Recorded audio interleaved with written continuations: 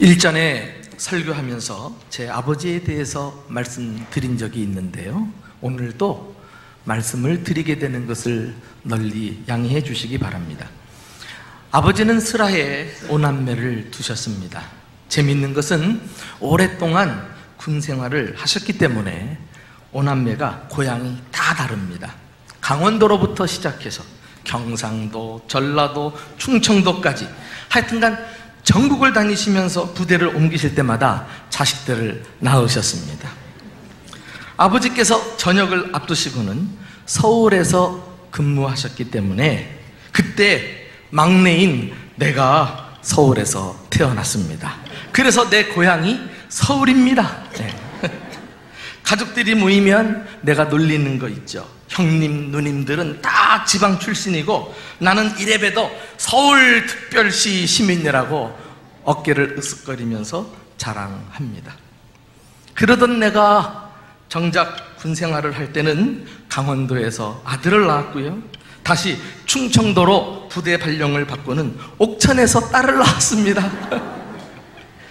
그리고 지금은 내 자신이 한국의 중심 대전에서 목회를 하고 있고요, 프로야구 하나팀을 응원하고 있고, 일이 있어 서울에 다녀오면 머리가 지근지근 아픈데요, 대전 IC만 들어서면 머리가 개운해지는 것을 보면 대전 사람이 다 된 것인 줄로 믿습니다. 그런데 아버지가 어린 시절 나에게 자주 강조하시던 말씀이 하나 있어요. 상용아, 너의 원적은 평양북도 신의주다. 너는 신주 사람이야. 뭐 이런 말씀을 하셨어요. 그때 제가 원적이란 말을 처음 들었어요. 원적이 뭐예요? 원래 호적이란 말이에요. 처음에는 이 말씀이 와닿지 않았는데요, 철이 들면서 아버지가 고향을 그리워하고 계셨구나 라는 사실을 깨닫게 되었습니다. 아버지는 공상당이 싫어서요, 젊은 날 부모, 형제, 친지가 있는 신의주를 떠나 월남하셨습니다. 잠깐 헤어져 있으면 다시 볼 줄 알았는데 이후로 아버지는 영원히 고향으로 돌아가지 못했습니다. 고향이 그리울 때마다 아버지는 서울에서 소문난 이북 냉면집을 찾아오셨고요, 또 기분이 좋을 때는 신의주 자랑을 늘어놓으셨어요.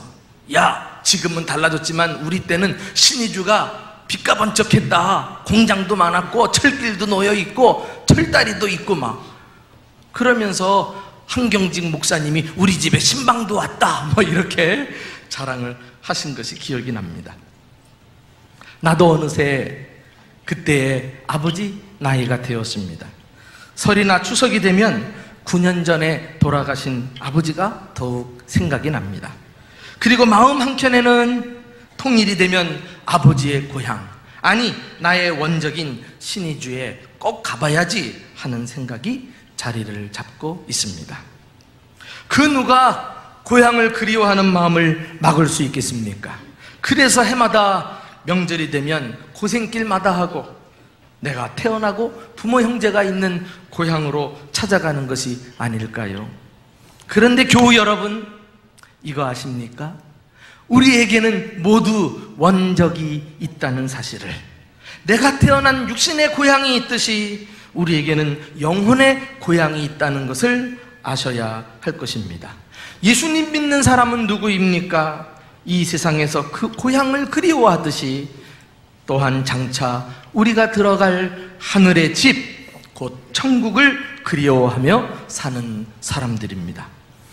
앞서간 신앙의 선배들은 한결같이 이 땅의 고향을 넘어서 하늘에 있는 천국을 그리워하며 살았습니다.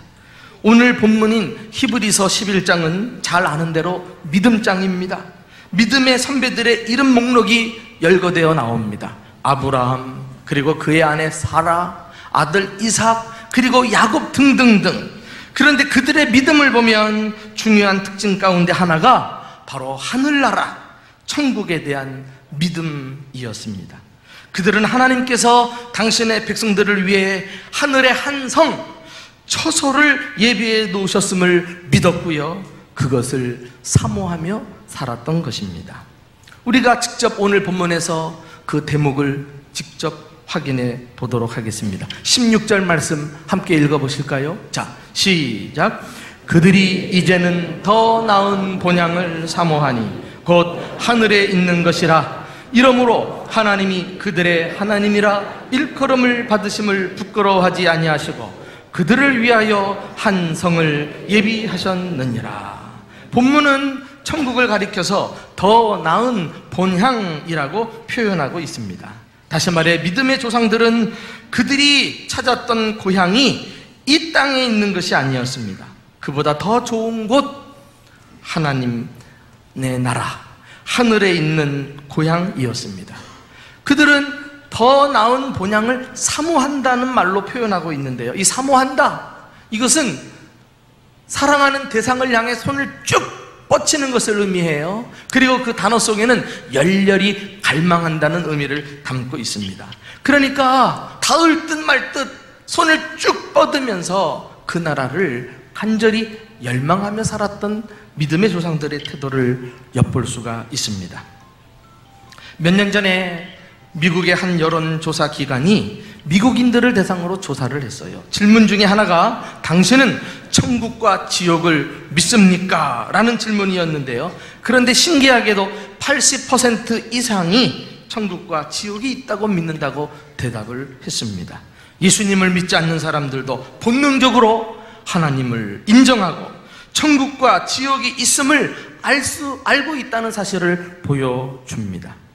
그런데 문제는 천국이 있다고 알고 있고 또 믿고 있으면서도 천국을 사모하지 않는다는 거예요. 도대체 예수님 믿는 사람들과 믿지 않는 사람들의 현저한 차이가 무엇일까요? 그것은 천국을 사모하느냐 하는 여부가 아니겠어요? 사모하지 않는다면 결코 예수님 믿는 사람이라고 할 수 없어요. 안 믿는 사람과 무엇이 다를까요? 우리는 과거 더 나은 본향을 사모했던 선배들의 신앙을 회복해야 하겠습니다. 과연 더 나은 본향을 사모하는 삶은 어떤 삶일까요? 첫째로 더 나은 본향을 환영하는 것입니다. 오늘 본문 13절 3반절에 우리 다 같이 한번 이 대목을 읽어보실까요? 자, 시작. 이 사람들은 다 믿음을 따라 죽었으며 약속을 받지 못하였으되 그것들을 멀리서 보고 환영하며 그랬어요. 여러분, 믿음의 조상들은 마지막 죽는 순간까지 믿음을 변절치 않고 포기하지 않고 끝까지 믿음을 지키다가 그 나라를 환영하고 그리고 숨을 거둔 것을 볼 수가 있어요. 저도 장례를 많이 집례하는 목사님입니다마는 어려움 중에서도 믿음을 지키고 천국 소망을 가지고 이 땅을 떠난 분들의 장례식을 보면 막 감동이 와요. 감동이. 그런데 오늘 본문에 보면은 그 정도가 아니라 그 더 나은 본향을 환영했다 그랬어요. 환영. 영어 성경에 웰컴이라고 되어 있는데 이것은 기쁘게 마음으로 받아들이는 것을 의미하지 않아요? 믿음의 선배들은 살아있을 때 아직 천국에 들어가지도 못했고요, 그것을 보지도 못했지만 실제로 있는 것처럼 마음에 소중하게 간직하고 살았다는 것입니다. 이 환영하며 이 말을 우리가 단순히 볼 게 아니에요. 그 나라를 기뻐했다는 것은, 그 나라를 마음에 받아들였다는 것은 그 나라를 통치하시는 하나님을 인정했으며 그분의 통치를 받아들였으며 또 그 나라 시민으로 살아갔다는 사실을 우리에게 암시해주고 있습니다. 그리스도인이 누구입니까? 바로 하나님 나라의 백성이요 천국 시민인 줄로 믿습니다. 천국이 우리의 진정한 본향이에요. 원적이에요. 원적. 승천하신 예수님은 지금 천국에서 우리가 거할 처소를 준비하고 계십니다. 그리고 다시 오셔서 우리를 천국의 집으로 데리고 가시겠다고 약속했어요. 아브라함과 사라와 이삭과 야곱은 모두 그 나라를 보지 못하고 경험하지 못했지만 약속을 받아들이고 실제로 있는 것처럼 환영하며 살아갔다면 우리 또한 눈으로 보지 못하나 천국의 집을 사모하며 그 나라를 환영하고 살아야 할 줄로 믿습니다. 그러므로 이런 천국을 환영하는 사람들은 땅에 사는 동안 정체성이 달라요. 나는 천국 시민권자다. 나는 이 땅에 발을 붙이고 살지만 이 땅에 속한 자가 아니라 하늘나라에 속한 하나님 나라의 백성이다. 이런 분명한 정체성을 가지고 그 나라 갈 것을 바라보고 기쁘게 살아가는 사람들입니다. 사도 바울도 이 시민권에 대해서 말씀한 적이 있죠. 빌립보서 3장 20절에 보면 우리의 시민권은 하늘에 있는지라 거기로부터 구원하는 자 곧 주 예수 그리스도를 기다리노라, 이렇게 말씀했어요. 바울이 그 숱한 어려움과 모진 박해와 핍박을 감당하고 이겨나갈 수 있었던 것은 이곳이 내가 영원히 머물 거처가 아니라는 사실을 깨달았기 때문이에요. 그는 천국 시민권자임을 알고 고난을 이겨냈습니다. 여러분, 바울이 시민권을 언급할 때 당시 최강국이었던 로마의 시민권이 얼마나 중요한 역할을 감당했는지 바울이 알고 있었어요. 그것만 가지고 있으면요 공직에 오를 수 있었어요. 유산을 상속받을 수도 있었고 로마법에 의해서 보호를 받았어요. 함부로 신문할 수 없었습니다. 억울하면 로마 황제에게 재판을 청구할 수 있는 권한도 가지고 있었어요. 대단하죠. 대단해요. 그러나 바울은 이 로마 시민권에 안주하지 않았어요. 그의 진정한 정체성은 천국 시민권이라는 사실을 깨닫고 이 땅에 사는 동안 로마 시민권자도 그렇게 혜택을 누린다면 우리는 천국 시민권자로서 얼마나 큰 특권을 가지고 있는가, 이것을 기억하면서 오늘의 현실을 헤쳐나갈 수 있었던 것입니다.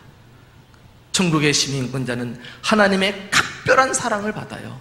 하나님이 이 땅에 사는 동안에 어디를 가든지 보호해 주십니다. 동행해 주십니다. 하나님께 나아가서 직접 호소할 수 있고요, 이 땅에서 하나님이 준비하신 모든 것들을 내 것처럼 다 받아 누릴 수 있는 하나님의 자녀로 살아가는 것입니다.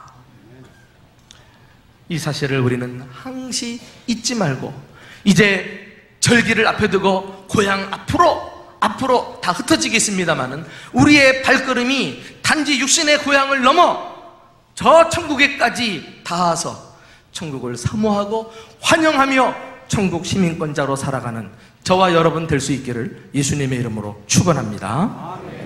두 번째로, 땅에서는 나그네로 사셔야 합니다. 자, 오늘 13절 하반절부터 14절까지 믿음의 조상들의 두 번째 태도를 찾아보실까요? 자, 시작. 또 땅에서는 외국인과 나그네임을 증언하였으니 그들이 이같이 말하는 것은 자기들이 본향 찾는 자임을 나타냄이라 그랬어요. 믿음의 조상들은 다른 사람들에게 자신을 소개할 때 한결같이 나그네입니다 이렇게 소개했다는 거예요. 예를 들면 아브라함을 보십시오. 그의 아내 사라가 가나안 땅에 들어와서 헤브론 지방에서 숨을 거두고 말았어요. 그 헤브론을 차지하고 있던 헷 족속을 찾아가서 아브라함이 자신을 소개합니다. 나는 당신들 중에 나그네요 거류하는 자입니다. 나그네입니다. 거류민입니다. 거류민이 뭐예요? 이방인이라는 말이에요. 떠돌고 있다는 거예요. 지금 잠시 당신들 틈에 붙여 살고 있다는 거예요. 이렇게 아브라함은 자신에 대해서 기꺼이 나그네임을 증언하고 있습니다. 또 야곱을 기억하십니까? 바로왕 앞에 섰을 때 너의 연세가 얼마뇨? 라고 물어볼 때 그 애굽이 했던 유명한 말, 내 나그네 길의 세월이 130년이니이다. 내 나이가 우리 조상의 나그네 길의 연조에 미치지 못하나 짧고 험악한 세월을 보내었나이다. 야곱이 이해할 때 지난날 자신의 삶은 나그네요, 삶의 여정은 나그네 삶이었는데 험악하게 살았다. 마치 우리의 삶을 잘 표현하고 있는 것 같은 느낌을 받고 있습니다. 여러분, 미국으로, 카나다로, 저 브라질로 이민을 가야만 외국인인가요? 그래야만 나그네일까요? 아니요. 한국에 살고 고향에 살아도 그리스도인은 실제 신분이 나그네요 외국인임을 믿으시기를 축원합니다. 사실 그리스도인들만이 아니에요. 이 세상을 살아가는 모든 사람들은 다 나그네 인생인 것입니다. 왜요? 우리는 이 땅에 영원히 머물지 못하는 연약한 존재이기 때문에 그래요. 잠시 동안 머물다가 떠나가는 인생 아닙니까? 이 설교 준비하다가 갑자기 최희준의 유행가 가사가 생각나는 거 있죠. 인생은 나그네길 어디서 왔다가 어디로 가는가. 그리고서는 구름처럼 정처 없이 가는 것, 이러고 맞춰요. 아따 목사님 유행가 잘한다. 아니요, 나 설교 준비하기 위해서 열심히 준비한 거예요, 내가. 그런데요, 우리는 나그네일지라도 한 가지 다른 점이 있어요. 그게 뭡니까? 그들이 이같이 말하는 것은, 나는 나그네요, 외국인이요 라고 말하는 것은 자기들이 본향 찾는 자임을 나타냄이라 그랬어요. 다시 말해 구름처럼 떠돌아다니는 나그네가 아니라는 거예요. 우리에게는 영원한 진정한 본향이 있다는 것을 분명히 하면서 동시에 더 나은 본향을 선포하고 있는 믿음의 행위라는 사실을 깨닫게 됩니다. 더 나은 본향을 향해 나아가는 나그네, 이것이 우리의 참된 모습이 아닐까요? 그렇다고 한다면 이 나그네는 삶이 단순하고 간편해야 합니다. 나그네의 길을 지나가면서요, 온갖 살림살이를 다 짊어지고 갈 수는 없는 노릇입니다. 아까운 마음이 들어도 버릴 것은 버리고 짐은 최대한 간소화시켜야 합니다. 세상이 아무리 좋게 보여도 거기에 마음을 빼앗겨 안주해서도 안 될 것입니다. 지나친 탐심과 그릇된 욕심을 내려놓고 홀가분하게 길을 떠나십시오. 제가 자전거를 타기 때문에 자전거 동호회에 가입이 돼 있어요. 인터넷에 들어가면은 막 자전거 전국 종주 이렇게 해가지고는 사진도 올려놓고 느낌점도 써놓고 이렇게 누구나 다 보게 합니다. 근데 어떤 사람은 자전거를 전국 일주 한 바퀴 돌기 위해서 준비가 대단해요. 배낭을 구입해가지고 자전거 양쪽에다가 붙여놓고 쌀자루도 붙여놓고 텐트도 갖다 붙여놓고 그리고 마지막에 태극기도 하나 딱 꽂아놓고 그리고 이제 자전거를 타고 멋있게 출발합니다. 그런데 웬걸 한 며칠 지나면은 하나 둘씩 다 버려요. 너무 무겁고 여행을 제대로 할 수가 없으니까. 그리고 다녀와서는 여러분들은 다음에 떠날 때 간편하게 떠나십시오, 이렇게 글을 써놓더라고요. 그렇지요. 이거 사람 앞에 자기를 드러낼 거예요, 자랑할 거예요, 다 부질없는 일이에요. 목적이 분명하다면 그 목적을 향해서 우리는 간편한 차림으로 신속하게 나아가면 되는 것입니다. 그러므로 나그네는 생각도 복잡하면 안 돼요. 불필요한 생각, 잡다한 생각은 과감하게 떨쳐버려야 합니다. 세상 일에 매어가지고 염려, 근심, 걱정하는 것은 나그네의 삶이 아닌 것입니다.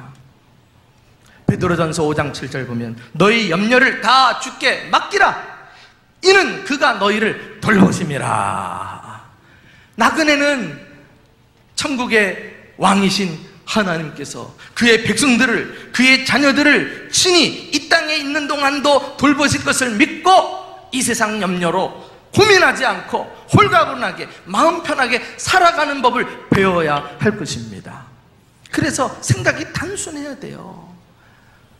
복잡해가지고 자기 꾀를 내세우고 머리를 굴리다가는 일이 더 비비 꼬인다니까. 그래서 누가 예수 잘 믿습니까? 단순한 사람, 오로지 하나님 말씀 떨어지기가 무섭게 덥석 물어가지고 그 말씀 그대로 의지하고 살아가는 인생이 이 땅에서 형통하게 되는 것입니다. 왜 예수님께서 제자들을 선택하실 때 그 예루살렘에 수많은 지식인들을 다 물리치고 갈릴리에서 비린내 나는 어부 출신의 사람들을 제자로 선택하셨을까요? 왜 그랬을까요? 아마도 이 사람들이 단순하기 때문이 아닐까요? 그래서 한 번은 이들이 자기 노력으로 밤새 그물을 던지면서 고기를 낚았지만 한 마리도 낚지 않았잖아요. 낙심한 채 이른 아침에 배에서 그물을 싣고 있는데 예수님이 등장하십니다.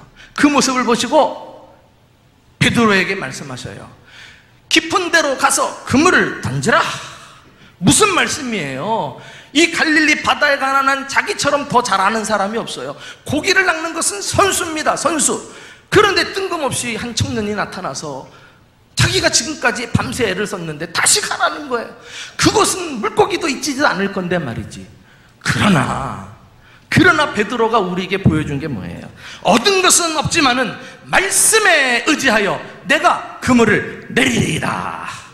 그리고 깊은 곳에 가서 그물을 내렸더니 밤새 그곳에 고기가 없었는데 신기하게도 그물에 2배에 걸릴 만큼 고기가 잡힌 줄로 믿으시기 바랍니다.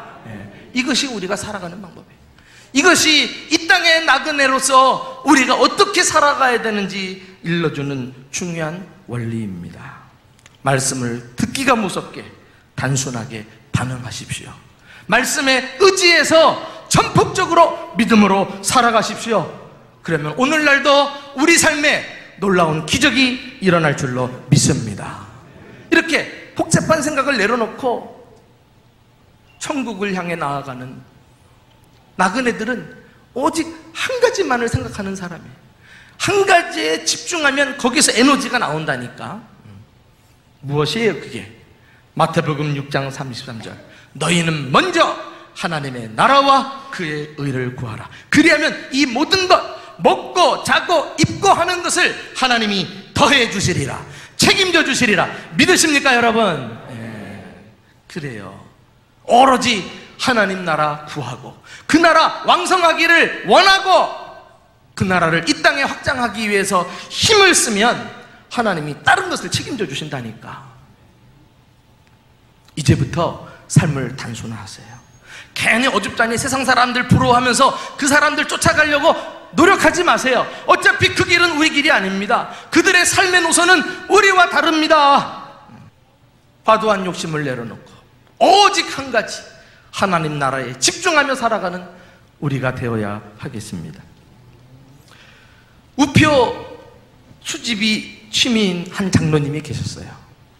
이분은 자기가 원하는 우표를 보기만 하면 세간살이를 팔아서라도 꼭 우표를 수집해야 직성이 풀렸어요. 심지어 해외 어느 나라에 그 우표가 있다 그러면 비행기 타고 날아가서 우표를 거머쥐어야 속이 풀렸던 사람이니까 대단한 우표 수집광이죠.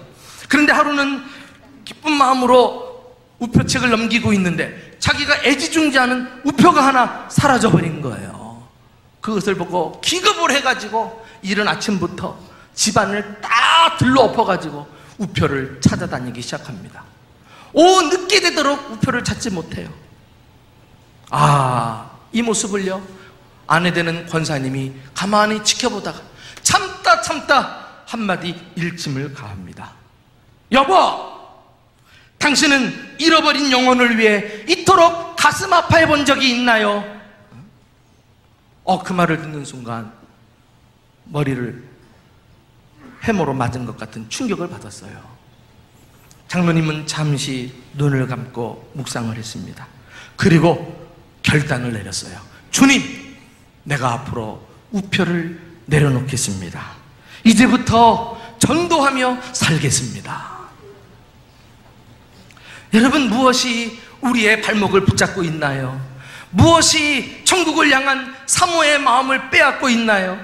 이런 것들을 정리하세요. 조정하세요. 그리고 천국의 삶으로 재편성하세요. 홀가분하게, 생각도 삶도 단순하게 그렇게 살아가는 저와 여러분이 될 수 있기를 예수님의 이름으로 축원합니다. 마지막으로 더 나은 본향을 사모하려면 되돌아가지 말고 앞으로 나아가십시오. 더 나은 본향을 사모하는 삶은 전진하는 삶이요 천국을 향해 나아가는 삶입니다. 앞으로 나아가다가 과거 자신에게 속해 있었던 죄악의 자리로 다시 돌아가서는 안 됩니다. 구원받기 전 옛 생활로 돌아갈 생각을 해서도 안 될 것입니다.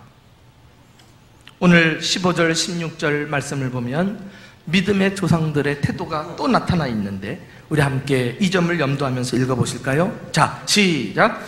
그들이 나온 바 본향을 생각하였더라면 돌아갈 기회가 있었으려니와 그들이 이제는 더 나은 본향을 사모하니 곧 하늘에 있는 것이라. 이 구절에 본향이 두 번 쓰였어요. 본향도 나오고 더 나온 본향도 나와요. 앞에 본향은 하늘나라를 의미하지 않죠. 아브라함과 야곱이 가나안을 가기 위해서 떠났던 이 세상의 고향을 가리킵니다. 그러나 이 땅의 고향을 자신들의 본향이라고 생각하지 않았다는 거예요. 만일 그랬다면 그들은 더 나은 본향을 향해 가다가 마음만 먹으면 언제든지 돌아서 가지고 다시 자기들 고향으로 돌아갈 수 있었을 거 아니겠어요? 성경에서 특별히 구약시대에 가나안이라는 지역이 자주 언급됩니다. 구약에서 가나안을 썼을 때, 사용했을 때 그것은 더 나은 본향을 예표하는 그런 그림자였어요.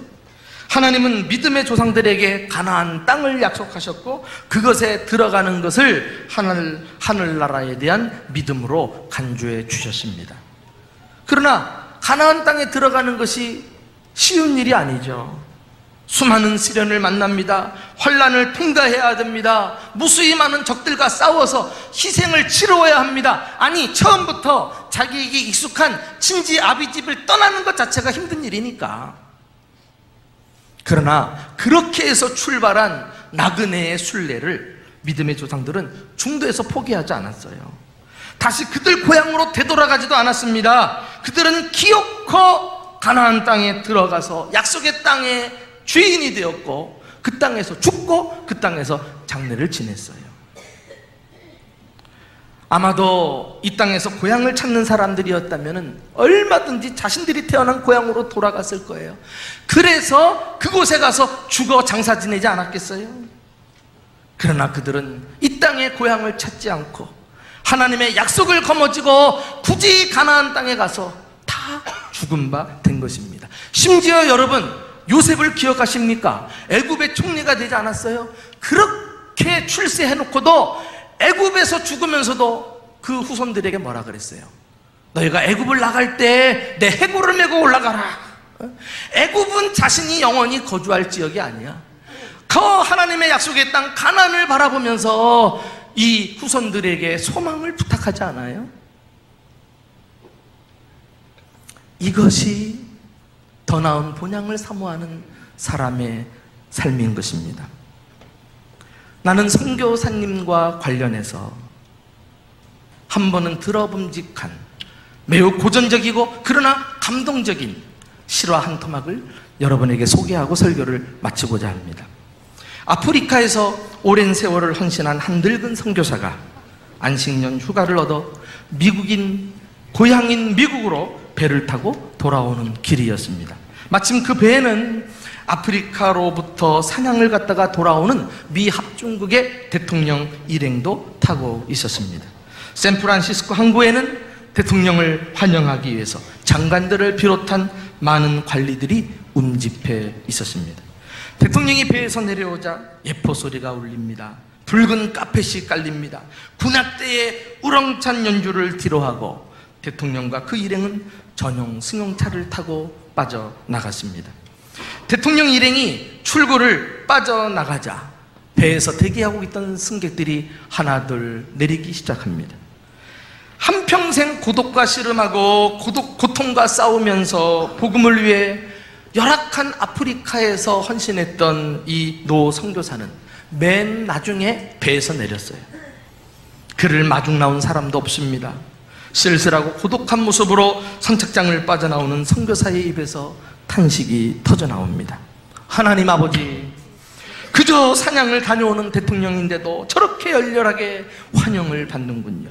그런데 하나님의 복음을 위해 평생을 바치고 돌아오는 제 모습이 오늘은 너무도 초라하게 느껴집니다. 선교사의 뺨에 눈물이 쏟아졌어요.